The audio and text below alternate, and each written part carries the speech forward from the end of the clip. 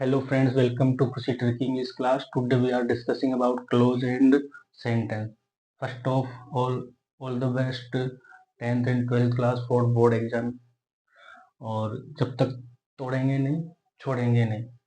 Let's see. एक slide से मैंने कोशिश की है कि आपको क्लोज और सेंटेंस समझ में आएंगे और आप एग्जाम में अच्छी परफॉर्मेंस कर पाओगे.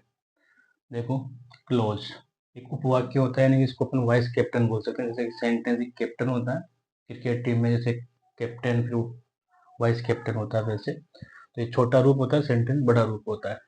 बाकी इतना टाइम आपके पास अब है भी नहीं कि डेफिनेशन करो, रूल्स करो. मैंने शॉर्ट में एक स्लाइड में 3 मिनट में आपको समझाने की कोशिश की है. Let's see. 3 प्रकार के होते हैं: नाउन क्लोज, एडजेक्टिव क्लोज और एडवर्ब क्लोज. तो जैसा कि इनका नाम है, किसी व्यक्ति, वस्तु इस तरह के नाम के बोध को ही संज्ञा कहते हैं, वही काम नाउन क्लोज करेगा. एडजेक्टिव क्लोज जो अपन पढ़ते हैं 6ठी से 12वीं तक, किसी संज्ञा या सर्वनाम की विशेषता बताए उसको एडजेक्टिव क्लोज. देखो, नाउन और प्रोनाउन, क्वालिटी बताना मतलब विशेषता बताना. नाउन क्लोज के बारे में जैसे मैंने कहा, सब्जेक्ट और ऑब्जेक्ट होता है. नाउन के दो ही काम होते हैं मेनली, सब्जेक्ट और ऑब्जेक्ट. अगर इसको और भी सिंपल करें तो इनडायरेक्ट के सेंटेंस जो होते हैं वो नाउन क्लोज होते हैं. पर जिन्होंने 10th क्लास में डायरेक्ट इनडायरेक्ट पढ़े हैं वो सारे सेंटेंस नाउन क्लोज में होते हैं. तो ये एक शॉर्ट तरीका है. और विशेषता बताए किसी भी व्यक्ति वस्तु की तो एडजेक्टिव क्लोज है. एडवर्ब क्लोज भी अपन हर सेंटेंस में करते हैं. मैनर, प्लेस, टाइम, जो लास्ट में लिखते हैं कहाँ किया, कैसे किया. तो ये 3 मेनली होते हैं. वैसे रीजन भी होता है, रिजल्ट भी होता है, फ्रीक्वेंसी, कंडीशन, बहुत सारे होते हैं, 4-5 और. पर मेनली यूज ये होते हैं मैनर, प्लेस और टाइम. इनको भी थोड़ा ध्यान में रखना है. MPT. फिर इनके कंजंक्शन भी फिक्स कर लेते हैं.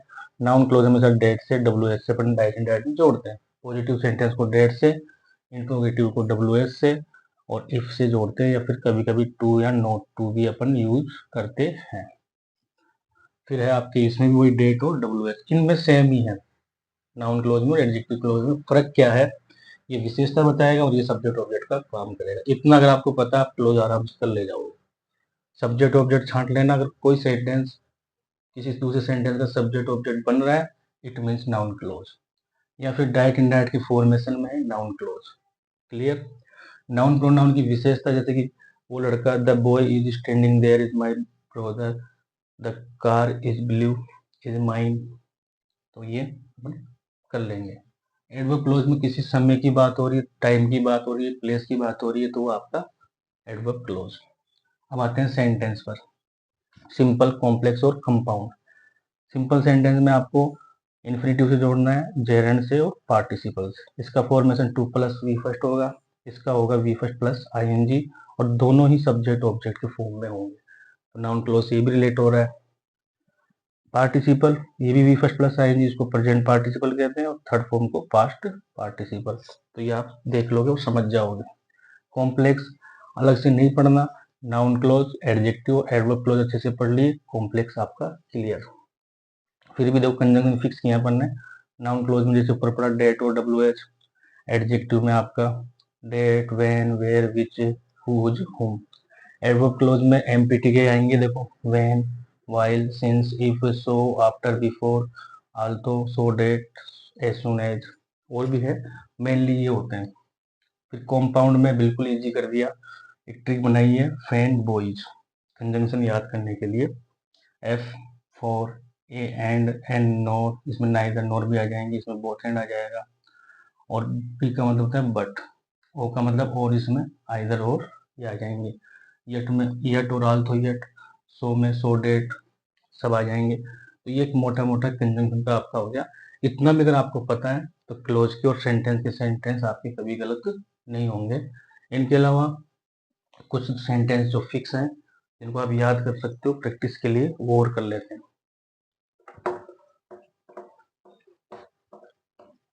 कम समय में अपने को कैसे इसको तैयार करना है, वैसे तो जितनी प्रैक्टिस करो उतनी ही कम है. जैसे कि मैंने एक सेंटेंस लिखा, I know that where she lives. I know that, sorry, I know where she lives. I know the place where she lives. Sentence एक ही है लेकिन तीनों अलग अलग क्लोज है। देखो कैसे, अभी अपन ने जस्ट पढ़ा कि डेट फॉर्मेशन में, डैड इन डैट फॉर्मेशन में होगा तो वो होगा आपका नाउन क्लोज। तो ये नाउन क्लोज को पहचानने के लिए इस सेंटेंस को आप याद कर सकते हो।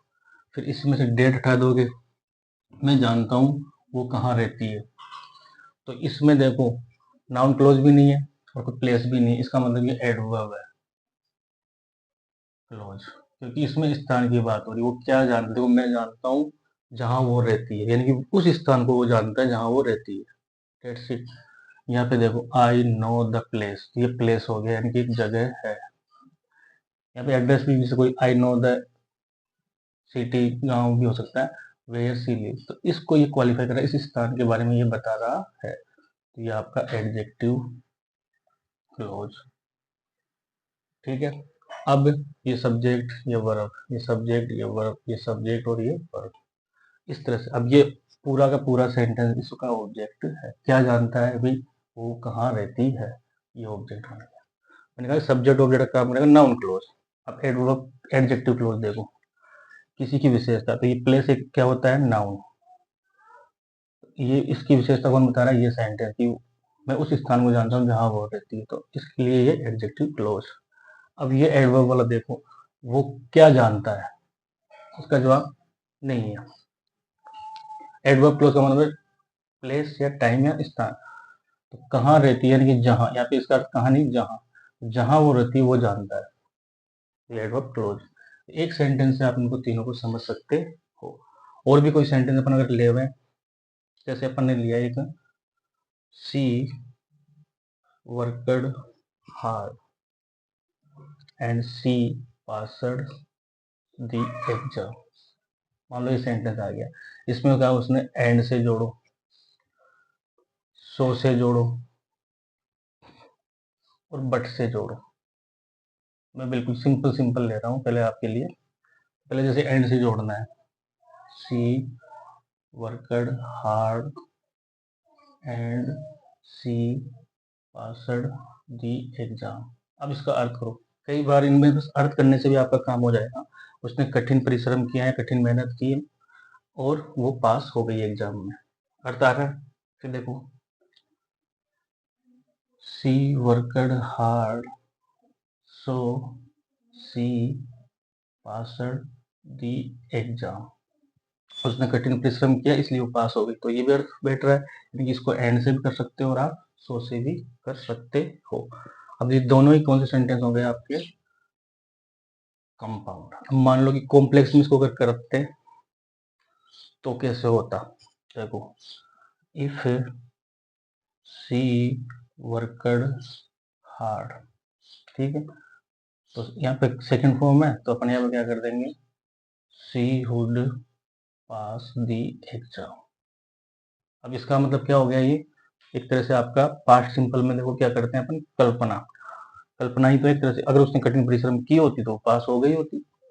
सेंटेंस वही है। तो अब ये आपका कॉम्प्लेक्स हो गया। वन कहते हैं कंपाउंड को कॉम्प्लेक्स में कैसे बदलना है, वो कैसे बदलना है, ऐसे बदल सकते हो आप।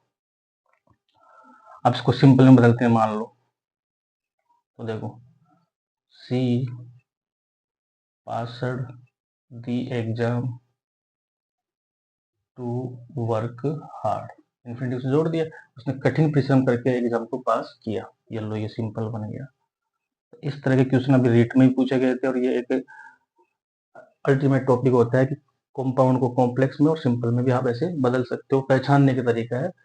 अब ये बट वाला और समझ लीजिए, नेगेटिव करना है मान लो, तो पास की जगह मान लो मैंने फेल्ड करना है, तो ऐसे हो जाएगा। अब ये सी वर्कड हार्ड बट, ये अब नेगेटिव सेंस आएगा, but she failed in the exam. उसने कठिन परिश्रम किया परंतु वो फेल हो गई। अब मान लो आल्तो से जोड़ना था, तो ये बट हट जाएगा यहाँ से और यह लग जाएगा आल्थो। यद्यपि उसने कठिन परिश्रम किया, कॉमा लग जाएगा। जब भी आप कंजंक्शन को शुरू में जोड़ोगे कोई से को भी, तो बीच में कॉमा जरूर लगाना, ये सेंटेंस को जोड़ता है। तो ऑल्थो शी वर्कड हार्ड, और यहाँ पे ये फिर भी कर देगा अगर अकेला आल्थो है तो। वैसे यहाँ पे यट भी आ सकता है क्योंकि आल्थो यट का पेड़ में भी होता है, आल्थो और यट। अकेला आल्थो होगा तो कोमा लगाना है, अगर कोमा नहीं लगा रहे तो यट लगाना पड़ेगा, तो आल्थो यट हो जाएगा। हालांकि उसने कठिन परिश्रम किया फिर भी वो फेल हो गई, जबकि उसने कठिन परिश्रम किया फिर भी वो फेल हो गई। तो ये एक मैंने छोटे से क्लास के माध्यम से आपको ऑल द बेस्ट बोलने का डिसाइड किया। जब तक तोड़ेंगे नहीं छोड़ेंगे नहीं। एक लाइन बोल देता हूँ आपके लिए। मंजिल ने हौसले से कहा तेरी बस की बात नहीं, हौसले ने मंजिल की आंखों में आंखें डालकर कहा चल झूठी तेरी इतनी भी औकात नहीं। तो आपको पेपर की खोपड़ी में छेद करना है और पेपर की वाट लगानी है, बैंड बजानी है एक तरह से। और एग्जाम में यहाँ पे तो मंजिल की आंखों में हौसला डाल रहा है, आपको पेपर की आंखों में आंखें डालकर उसकी खोपड़ी में छेद करके और गर्दन को तोड़ के मरोड़ के उस छेद में धागे को डालकर आपको परीक्षा देनी है। फिर देखना कैसे पेपर जो है परीक्षा को दुल्हन बनाकर अपने घर लेके आता है। Best of luck.